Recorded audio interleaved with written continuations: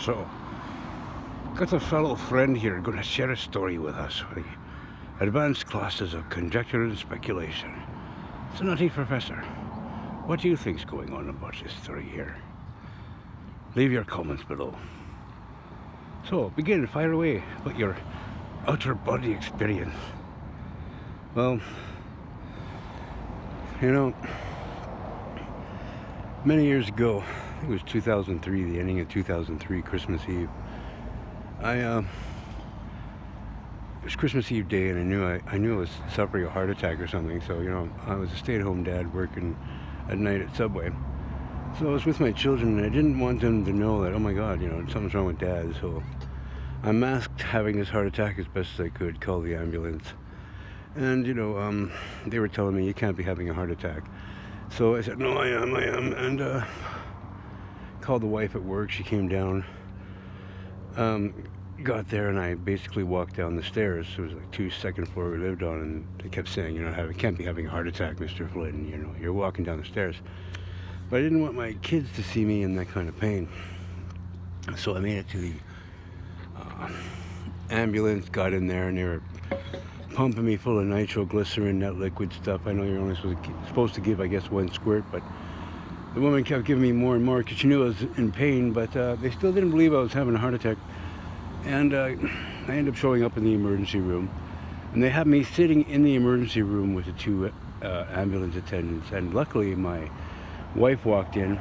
She had got someone to watch the children, just so she could come see me in the hospital and find out what was going on.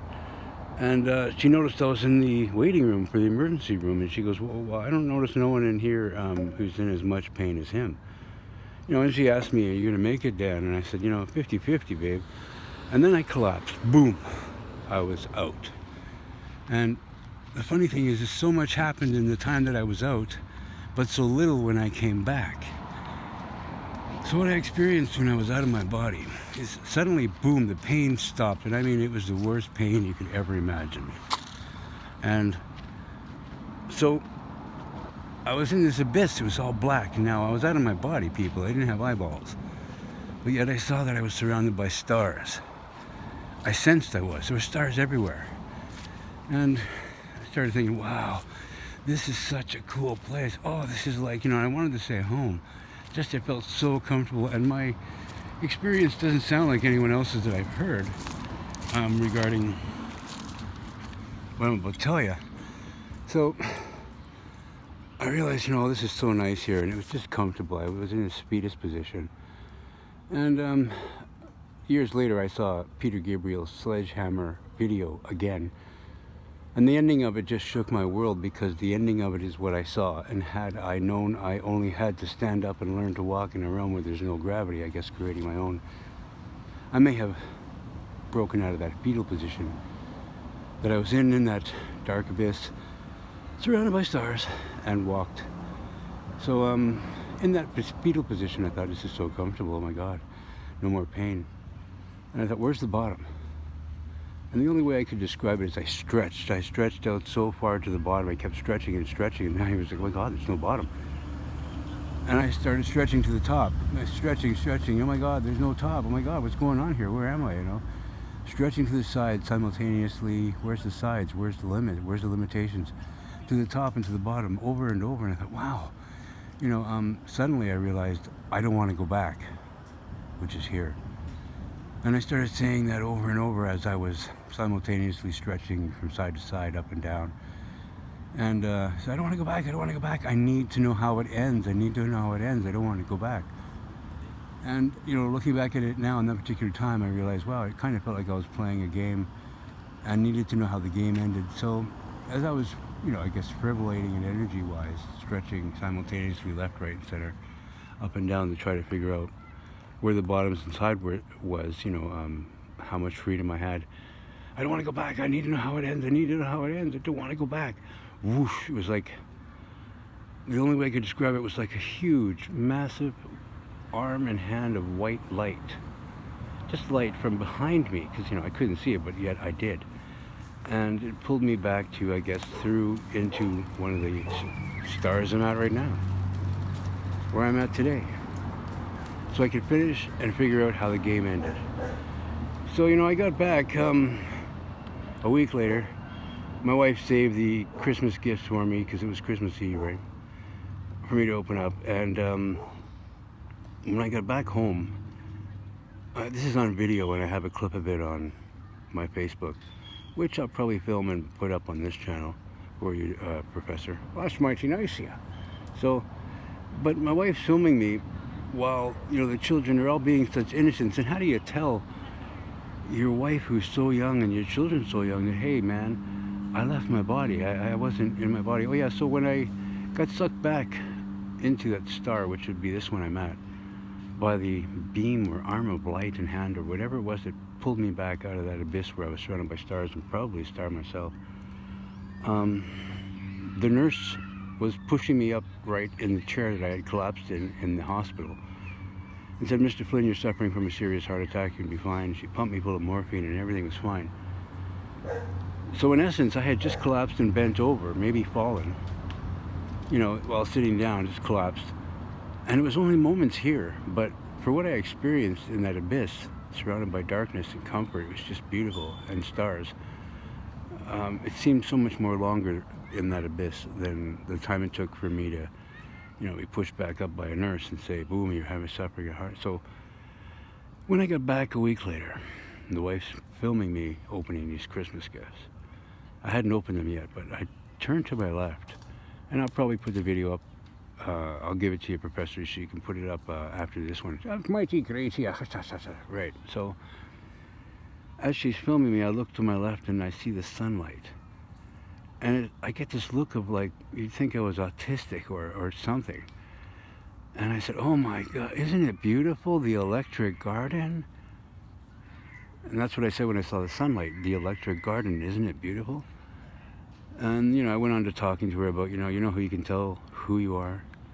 And she said, what? And I said, it's by who you love, and why you love them, and how you love them. So that was the gist of it. That was the gist of my leaving my body experience. Hey, there's acorns falling from this tree, beautiful.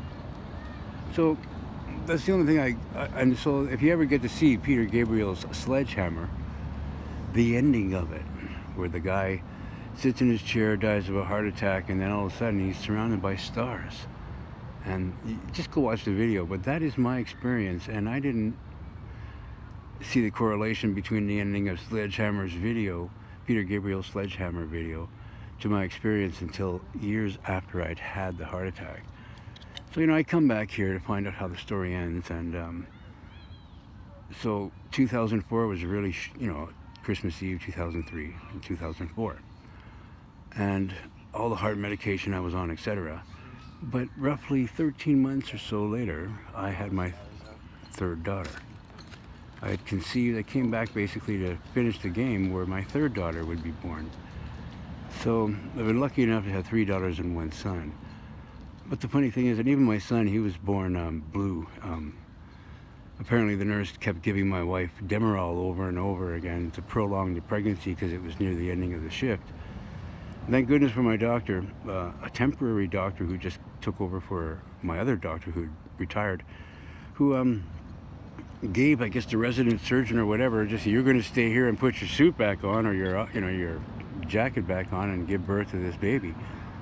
My son came out blue, and they had to inject him full of adrenaline, and he came back to life. But if you think of Krishna, the blue baby, and even the name I gave him was just beautiful. But the first daughter I had for 10 days and 10 nights, she had meningitis, meningococcal meningitis, the worst form. I went downstairs outside of Children's Hospital when they told me they were going to come back and give her a second spinal tap, and it didn't look good because to have meningitis that long and survive it just didn't look good, especially after a second spinal tap. So I ran downstairs before they came to get her with the gurney, made a short prayer to God, and it was a really short prayer, and I projected my thoughts to where space ended, where I thought, wherever it ends, because thoughts travel faster than light. So I projected my thoughts, save my daughter, etc. And about, maybe 3 minutes, 4 minutes later, I ran upstairs to see my daughter because I wanted to see her one last time before they took her for the spinal tap, because who knows if she even would have survived that. But when I got up there, I'm following the gurney and the 2 doctors there into her room who were there to pick her up, and my daughter, who was just a lifeless, pretty much corpse, grunting for 10 days and 10 nights. over and over. She was sitting up, happier than pie in my wife's lap, and eating. And the two doctors, believe me, they were looking at each other. This isn't who it was supposed to be, right? And they said, no, it's her. And one doctor looked at the other and he said, there's a higher power at play here. So I've had many miracles in my life, but that one where I had the outer experience and the one where I prayed when my son was born blue, I projected my thoughts back to that same space that I sent my thoughts to in regards to saving my first daughter. I said, save him, you know the deal we made. I promised to follow through on it. That's right. Even the dog's happy to hear that one because I am following through on it. And I guess sharing this is part of the deal I made too. But all in all, incredible miracles. And if anything, I would like to share with people, it doesn't end here. When I left my body, I was still conscious energy. I was still conscious. I was still me. I just wasn't me. So in the time that this has happened, from 2003 to 2025, don't think I haven't contemplated that every day. What was I? Where was I? What's going on? Then I come across these cool stories, Plato's the shadow in the cave, and the shadow not being the direct source to the image. And I realized, hey, I was still conscious energy, but yeah, I didn't exactly. It's telling me to shut up. I'm telling too much information. I guess you are a lot. This is quite interesting, So, anyway, are we the direct source of, of the image we're looking at as human beings? No, we're not. I don't think we are, because I left my body, and I was still conscious energy. So that would mean I wasn't. The image you saw of me on Earth was not the direct source of the image that I will be and go back to being. You know what I'm saying? So I'll leave it at that. But that's my experience right there. I just never heard no one else speak of a experience like this, and told a few friends of mine. Of course, people think you're crazy hearing that kind of stuff. But one guy I know who studies quantum physics, plasma physics, he's one of the most smartest guys I know, said the part that interested him the most about my story, and I mean, this guy's a genius. But he said, the fact that you said when you started stretching, your energy was stretching, is that, for him, that was valid, made my story valid. I don't know why, but we're all energy. And if this is a simulation, we may be simulating our own lives down here.